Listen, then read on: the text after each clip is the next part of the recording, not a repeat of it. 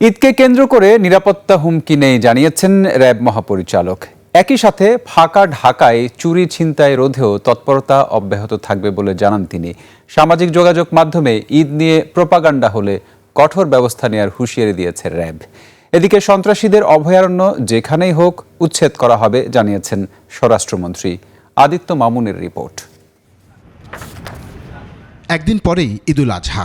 জাতীয় ঈদগাহ ময়দানে ৩০,০০০ মুসল্লির জন্য নামাজের ব্যবস্থায় চলছে শেষ মুহূর্তের কাজ। নিরাপত্তা সহ সার্বিক বিষয় তদারকি করতে মাঠে আসেন র্যাব প্রধান।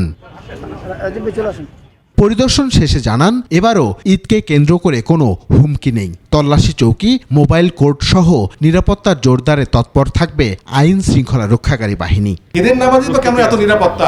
এত নিরাপত্তা তো সারা দেশের সমস্ত জায়গায় সব জামাতে তো দেওয়া সম্ভব না। আমরা আমাদের র্যাব সহ পুলিশের যারা বিভিন্ন কাজ করছেন তাদের সীমিত সামর্থ্য অনুযায়ী সব জায়গায় চেষ্টা করছেন। আমাদের সারা বাংলাদেশের সমস্ত ঈদের জামাতে তো নিরাপত্তা ব্যবস্থা দেওয়া সম্ভব না, বাট আমরা মনে করি যে নিরাপদ অবস্থায় আমরা বাস করছি।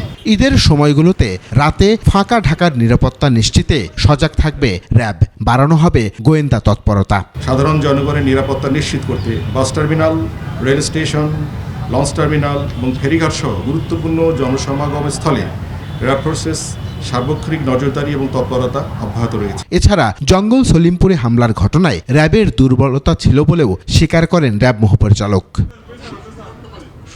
এদিকে স্বরাষ্ট্রমন্ত্রী পুলিশ সদর দপ্তরে কন্ট্রোল রুম পরিদর্শন শেষে বিভিন্ন বিষয়ে কথা বলেন সাংবাদিকদের সাথে। কেবল জঙ্গল সলিমপুরে নয়, যেখানেই সন্ত্রাসীরা থাকুক উচ্ছেদ করা হবে বলে জানান মন্ত্রী। জঙ্গল সলিমপুর এই জায়গাটা একটা প্রশাসনিক এবং বিভিন্ন নিরাপত্তা বাহিনীর, শৃঙ্খলা বাহিনীর একটা হাব, ট্রেনিং সেন্টার হয়ে উঠবে। সেই জায়গাটায় যাতে সন্ত্রাসীরা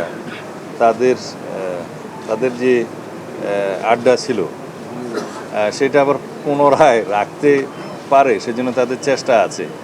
তবে তারা যে উদ্যত আচরণ করেছে, যে দুঃসাহস দেখিয়েছে, সেটা আমরা খুব কঠোরভাবে নিয়ন্ত্রণ করব। সন্ত্রাস চাঁদাবাজির বিরুদ্ধে জিরো টলারেন্স নীতির কথা উল্লেখ করেন মন্ত্রী। আমরা এই দেশে কোনোভাবেই সন্ত্রাসী, মাদক ব্যবসায়ী এবং চাঁদাবাজি এগুলো কোনো স্থান দেব না। এই ব্যাপারে আমরা জিরো টলারেন্স। সীমান্তে বিচ্ছিন্ন কিছু ঘটনা ছাড়া দেশ স্থিতিশীল আছে বলে দাবি করেন স্বরাষ্ট্রমন্ত্রী। ফ্ল্যাগ মিটিং এর মাধ্যমে আদিত্য মামুন, 21 টেলিভিশন, ঢাকা।